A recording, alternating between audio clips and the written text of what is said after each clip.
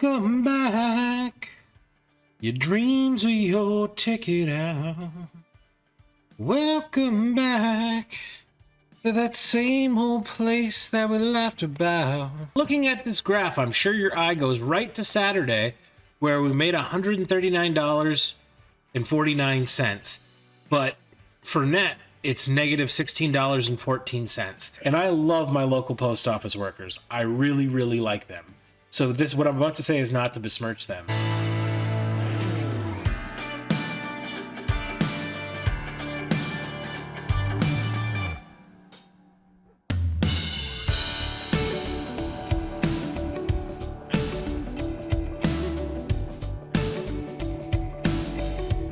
Welcome back, everybody. If you're new here, my name is Paul.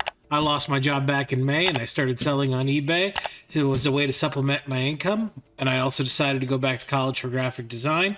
So if you're new here, welcome. This week, we got a lot of stuff I really want to talk about. Couple of big things I want to talk about is understanding the economics of business, because there are times where things look like a loss when they're not actually a loss. And we'll explain that going into this week, into the numbers of this week. Also, I want to talk about the post office. I have a lot to say about the post office, and I am normally not a negative person, especially when it comes to the post office. I love my local post office. I love my local postal employees. But it definitely feels, in my first December, like it's a very us against them mentality when dealing with the post office. And we'll get into that later on as we go on in the episode. This morning, old Bandit here gave me a heart attack. In the middle of the night, he woke up and he fell between the bed and the wall. And he was struggling, and I, went straight into dad mode and woke up, jumped, grabbed him, and pulled him out of there. And he didn't want to walk right away, and I thought he was really hurt. And I was like trying to figure out how to get a vet on a Sunday morning in case he broke a leg or something. And then he just sat down, calmed down for 15 minutes, and then he turned into his normal big puppy self. So that was an interesting thing that happened this morning. You want to come up and say hi? Say hi to everybody. Feeling better? All right. Let Dad do the show. All right. So also, this week was finals for college. This past week was finals for college. This week is the last week of the semester, and then I get 2 weeks off, which I am really looking forward to, as I feel I just need the mental break for 2 weeks from that. And I want to get out in the weeks of Christmas and New Year's. I want to get out and source. And this week I actually went out and sourced this week. So I had a good sourcing trip, got quite a bit of stuff. And without further ado, let's go ahead and jump into the numbers. This week we had a gross sales of $728 and a net sales of $320. And looking at this graph, I'm sure your eye goes right to Saturday, where we made $139.49. But for net, it's negative $16.14.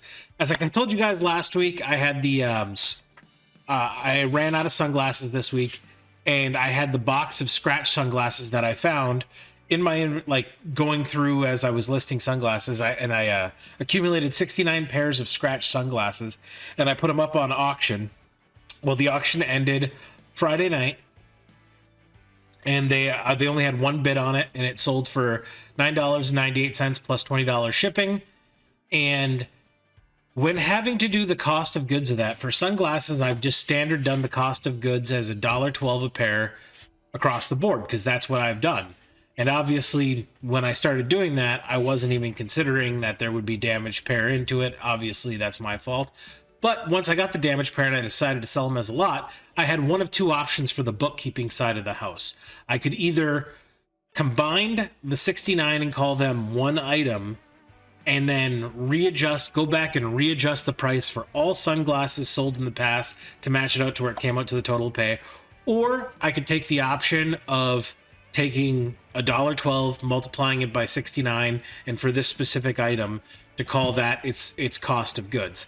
I decided to go that route. It doesn't matter which route you go, because it's all going to even out in the end. It's all going to be the same numbers. So let's go ahead and pull my that lot up so I can show you the actual numbers. So here is the lot of sunglasses that I sold that were sold as scratch lenses, frames only. I assigned the cost of goods as $76.16 because that's $1.12 times 69 pair of sunglasses. Now, like I said, I could have gone back and readjusted the price and made it one item and then done the average total for everything I paid that way. I decided to go this route just because it's easier. I didn't want to have to go back and adjust 300 and actually it's more than that. It would be like 500 pairs of sunglasses, cost of good price in my inventory system and all my sold sunglasses. This was just the easier way to go about it. It looks bad on one week. It looks like I had a huge loss on a day, but it's not that big of a deal. The lot of 69 did sell for $29.98. Like I said, $9.98 for the sunglasses,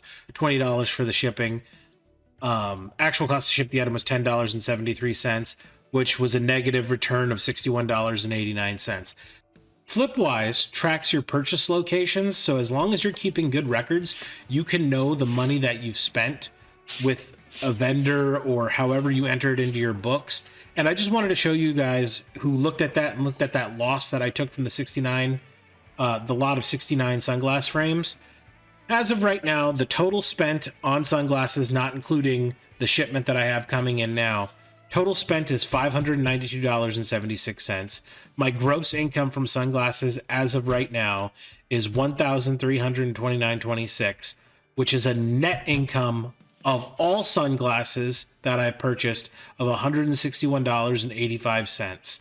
And as you guys can see, I still currently have 362 of those sunglasses listed. So as of right now, in sunglasses, we are in the pure profit. That's why I am not at all sweating taking a $60-some loss on that lot of 69 Foster's Grant sunglass frames. Like, it does not bother me one bit. Sunglasses have been such a good moneymaker for me. It doesn't bother me one bit. It's always going to be something that's bringing in a revenue stream. I really like selling sunglasses. And that's just one thing I wanted to show you guys. You can look at that as a negative. And rightfully so, it is a negative. I'd be eating that cost no matter what. Even if I just threw the sunglasses away, I'd be eating the cost of them. If I sold them as one item to make the numbers look better for you guys on camera, I don't think that would have been the right thing to do. This was the right way to go about it from a bookkeeping perspective, from an honesty perspective. And the way I look at it is I recouped some money for those sunglasses. I could have just taken that as a loss. I was happy with that. But on the books, it looks like I made less than I actually did, to where I consider that all making money. Had I not had that, my profit margin would have been higher for the week. Obviously, the payout would have been bigger, but it is what it is. Average gross per sales this week was $30.33. Average net per sales this week was $13.32. Obviously, that number, though $13.32 is fine by me, that number is actually a lot lower than it is because of the one sunglass lot. Net profit margin for the week is 44%. The average net profit margin per sale was 40%. Prior to the sunglass auction closing, my net profit margin for the week was 57. I was killing it. I actually had a good middle of the week when I wasn't running a sale this week, which was really nice. As you could see on Wednesday, we had a gross of 168.24 and a net of 88.92. Thursday, I got skunked, but then once I started my tier sale, Thursday going into Friday, business has picked up over the weekend, and we've had a couple good days of sales. And the sunglass lot, this number would have been a lot more in the negatives had I not gotten a lot more sales. So I'm definitely liking the tiered weekend sales model. It's something I'm going to stick with, and I'm going to continue doing from now on, is every week run a sale. And I am bumping up those tiers as the month goes along, and I think that's how I'm going to do it. The month I have my base set of numbers I'm going to start at, and then weekend number 2 of a month, gradually increase the amount of sales, not by much, and then do that till the end of the month, and then start all over each month. It seems to be really working out. I'm moving a lot of old inventory, which I'm really happy about. And yeah, this has been a good week of sales. We didn't break any records. Even if we didn't count the sunglass lot, we didn't break a record, but we still, even with a negative day, we made $320 net on the week, which I consider a huge win. This morning already, before we even started recording, I'm already halfway to my net sales goal of the week. So business picked up quite a bit this morning, and that's really nice.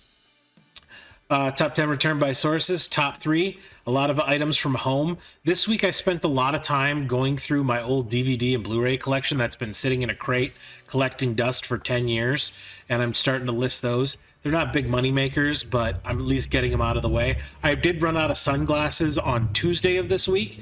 I've got my next shipment of sunglasses coming in to start listing those. But right now I'm just trying to scrounge. And as you guys know, last week, prior to this week, I hadn't gone sourcing in a couple weeks. So the death pile was getting a little low. And I decided, you know what? It's time I go through all the old Blu-rays and DVDs and get those listed. But we've moved a lot of stuff from home. Goodwill and a St. Vinny's taking the second and third spot. Total spent on new inventory this week is $13.96. Cost of goods sold this week is $151, majority of that being the sunglass lot.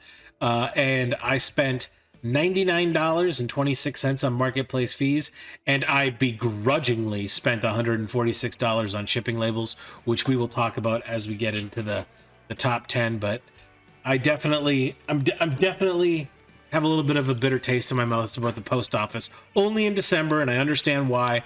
I get it's a busy time of season, but man, it stinks when it costs you money. I continued on my goal of listing 12 a week. I am going to downsize the 12 a day, 12 listings a day. And I think I'm going to probably either, like I said, end up at 8 listings a day is probably where I'm going to end up settling on. I did have 24 sales this week, so above average week, not a record-breaking week. 24 sales is still great by my book, though. Average time to list something in my store this year was a year. As I said, I'm going through DVDs and Blu-rays and getting those listed in heavy numbers while I don't have sunglasses to list. Average time for something to sell in my store this week was 3 months. The return on investment for the week was 143%. Average return on investment per sale is 515%. Number 10 sale of the week are these Panama Jack sunglasses. Purchased these sunglasses from eBay for $1.12. They sold on eBay for $23.03. That's $16.98 for the sunglasses. $6.05 for the shipping. Actual cost to ship this item was $5.03, which provided me a net return of $13.80, which is a 1,232% return on investment and a 60% net profit margin. Number 9 sale of the week is this Peter Millar Summer Comfort. I picked this polo up for $2.59 from a Goodwill. It's sold on eBay for $25.48. That's $18.38 for the polo, $7.10 for the shipping.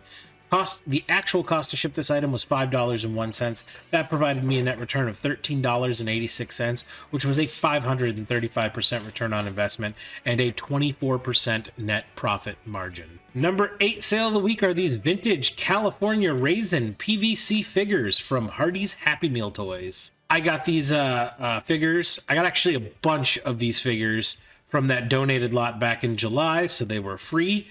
These 5 sold on eBay for $22.23, which was $14.98 for the figures and $7.25 for the shipping. Actual cost to ship this item was $4.43, which provided me a net return of $14.30, which was a infinite return on investment and a 64% net profit margin. I probably got about 30 of these California Raisin figures, and what I did was I tried to make one as complete a set as I could. I think I'm only missing like 2 or 3 from one. Then the other one was the duplicates I had. And then this was the small 5 leftover duplicates I had that I just packaged together. And they were the first ones to sell out of that lot for a decent profit. Number 7 sale of the week is this vintage Green Bay Packers Artex turtleneck. I picked this up for $3.80 from a St. Vincent de Paul's in Green Bay. It's sold on eBay for $29.33. That was $19.98 for the turtleneck, $9.35 for the shipping. Actual cost to ship this item was $6.40. That provided me a net return of $15.30, which was a 403% return on investment and a net profit margin of 52%. Number 6 sale of the week is this vintage Jim Beam Ponderosa Ranch Nevada Empty Whiskey Decanter. So I came across these decanters at a Salvation Army. I actually found 3 of these there. There was the Ponderosa Ranch one. There was a Centennial Alaska Jim Beam decanter.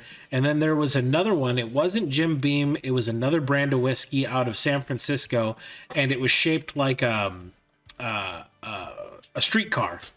And they're all decanters. I got a really good price on them. This one I paid $3.88 for. It was the first one to sell out of that decanter lot. It sold for $35 even on eBay, which was $25 for the decanter, $10 for the shipping. Actual cost to ship the item was $6.74. That provided me a net return of $19.90, which was a 513% return on investment and a 57% net profit margin. Number 5 sale of the week is this Columbia Men's XL Vertex Bugaboo Ski Jacket. I picked this up from St. Vincent de Paul's in Green Bay, Wisconsin. It's for $4.43. It's sold on eBay for $42.10. That's $30 for the jacket, $12.10 for the shipping. Actual cost to ship this item was $8.66. That provided me a net return of $23.74, which is a 530% return on investment and a 56% net profit margin. Number 4 sale of the week is this Logitech Harmony One Remote RIY17 with cradle. Now, I talked about this remote last week on the show because I got this exact same remote in a lot with no back and no battery. And I told you guys that week I found the same remote. I actually think I forgot what I paid for it. I actually paid up for this one. It was $20. But I paid up for it knowing it was an expensive item with the cradle, the power station, and the software and manuals. But the main reason I bought it was so I could test the other remote, which sold last week for a good profit. And then I told you guys last week, these sell, when they're this complete, anywhere between $65 and $75. This one sold on eBay this weekend, just last night. This was my last sale of the week.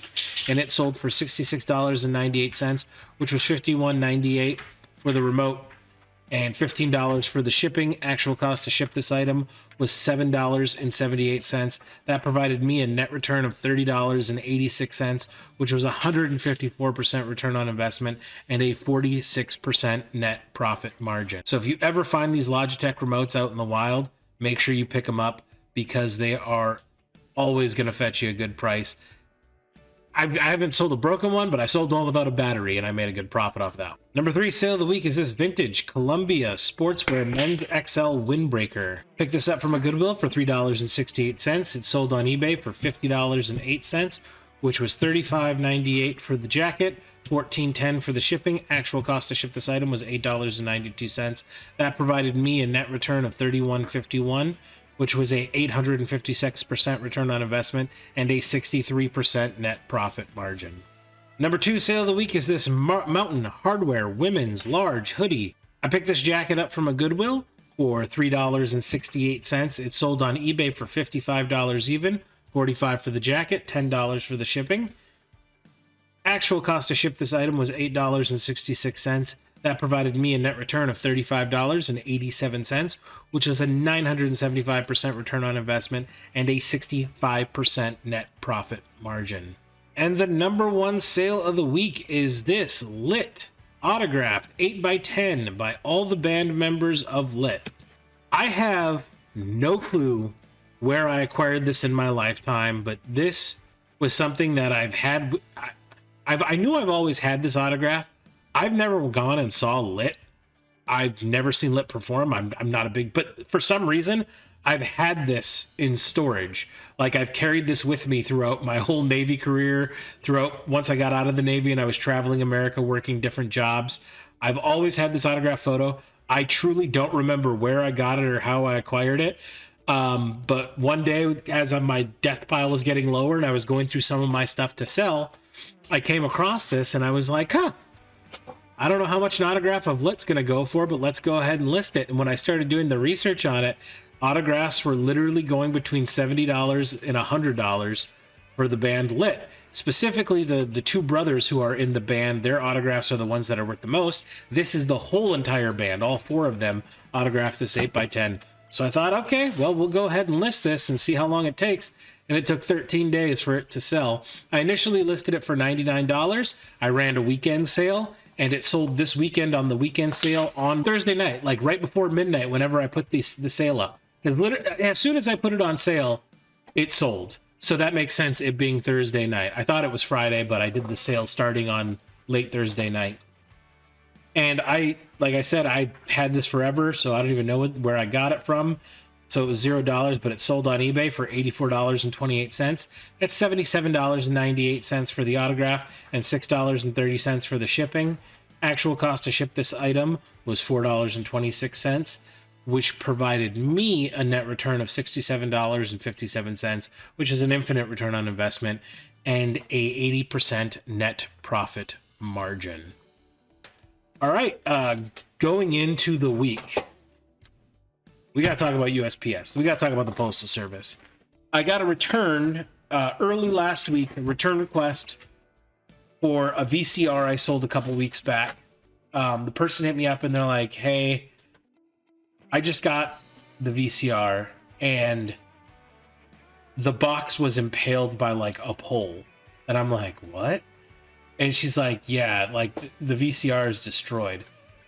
It's like got a big crack in it. Like I tried plugging in, it powers on, but you can't even put a tape in it. She's like, it's destroyed.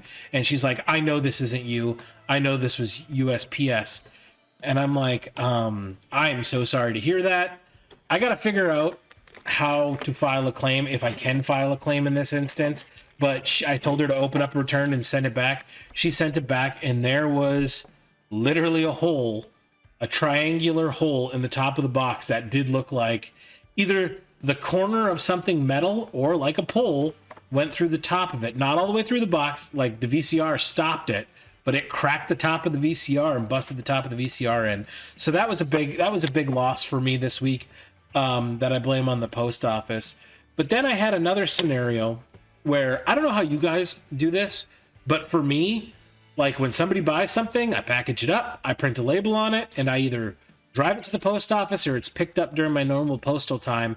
Once that happens and it's scanned, like I consider in my head, like the transaction's done until somebody messages me, which I do. It has happened from time to time. Like in the summertime, I probably got 1 or 2 times people reached out to me and said, hey, any update on where my package is, even though the tracking number is provided in eBay. But it took a long time to get to them, like up to 2 weeks. I do have to say, December has been horrendous with packages not arriving on time, packages running late, which I think is understandable considering the season, in the holiday season and that. But I had a customer reach out to me this week on Wednesday and said, hey, I hate to be a bother, but do you know where these sunglasses are that I purchased from you? And I opened up tracking, and tracking said they're at my local post office. Like that day, they were scanned at my local post office that day. And I have to go back and I have to remind myself when I sold this item. And I go back and I look, and I sold this during my Black Friday sale. So over 2 weeks ago. And then I looked at the tracking history, because I literally sent it the day after Thanksgiving. I took it to the post office the day after Thanksgiving. It went from my place to Central Wisconsin Distributing Center. Then it went to Illinois. It was going to Miami, by the way. The sunglasses were supposed to go to Miami. They got all the way to Florida. It was like, I want to say Tampa or Orlando. They got scanned at Tampa or Orlando. And for some reason in Tampa or Orlando, were then shipped back to my local post office. And that's when the person reached out to me 2 weeks later, is when they made it all the way to Orlando to get shipped back to me up to my local post office up here. So I went to the post office in person and I said, hey, what's the story on this? And I opened up an inquiry. And for those who've never dealt with a package issue like this, if you have a package that's running late, you can call or go to the post office and open up an inquiry. And you'll be surprised how quickly an issue gets resolved once you open an inquiry, because the USPS has to give you a response to any inquiry in 3 business days. So if you've got a package that's lost that hasn't been scanned in days, open an inquiry, and wherever you're sending it to, their local postmaster has to do an investigation of your query, and they have to contact you back. So I went to the post office, and I felt bad because this customer, normally customers don't wait 2 weeks to reach out to you. And it was a week after it was supposed to be at their place, the estimated delivery date. So I was really thankful that the customer was super patient. And I went to the post office to file an inquiry. And while I was there, and I love my local post office workers, I really, really like them. So what I'm about to say is not to besmirch them. I bring the issue up and I'm like, can I file an inquiry? And they're like, well, you can't file an inquiry here. And I'm like, oh, why not? They're like, you have to either do it online or you have to call. the call center, and I'm like, I've done it here before. I've literally opened queries up here before. I have called, and I know how to do it calling, but I'm like, okay, that's fine. But can you tell me is this package here? And they went and they were like, yeah, it's here. And once they realized it and they read the same history that I read, she's like, oh, this is kind of our fault. I'm like, no, it's my fault that it got to Orlando and then shipped back here. I thought that. I didn't say that out loud, but I was really upset at this point because they were acting the whole time like this is not their issue to deal with. It's like, you're the post office. I paid you to deliver this. You haven't delivered it. Like, stop acting smug with me. Like, I paid you for a service, provide the service. And, but then once they saw the history, you could see the cogs like, oh, this is our fault. Like, we screwed up here. And they were like, yeah, that was a mistake. And then she turns, and this really got my goat. Like, it takes a lot to like get me upset, but it really got my goat. She's like, well, what was the item shipped? And I just so happened to be shipping sunglasses that morning. And I said, it was a pair of sunglasses. It was literally this box right here. And the box I use for sunglasses are 8x3x4, just for a visual reference. And she goes, huh, maybe it happened because the box is too small. And now I'm like, I have literally shipped hundreds of pairs of sunglasses in the last year. I get it. It's the holiday season. You guys are busy and made a mistake. I understand that. I want the thing fixed and I want it sent to the customer. And she's like, maybe in the future you can use a bigger box to ship sunglasses. And I looked at her and like, I don't know what it was, but like that thing that would stop me from saying something back to a person just out of politeness, it went away. And I went, sure, no problem. Can you actually sign me up for a program that would make whatever bigger box I ship the same price as the box I'm currently shipping? And I'll be more than happy to do that. And she looked at me like, oh, I touched a chord. It's like, yeah, you guys aren't free. If I use a bigger box, it weighs more. If it weighs more, it costs me more. Like, the sunglasses fit in this box just fine.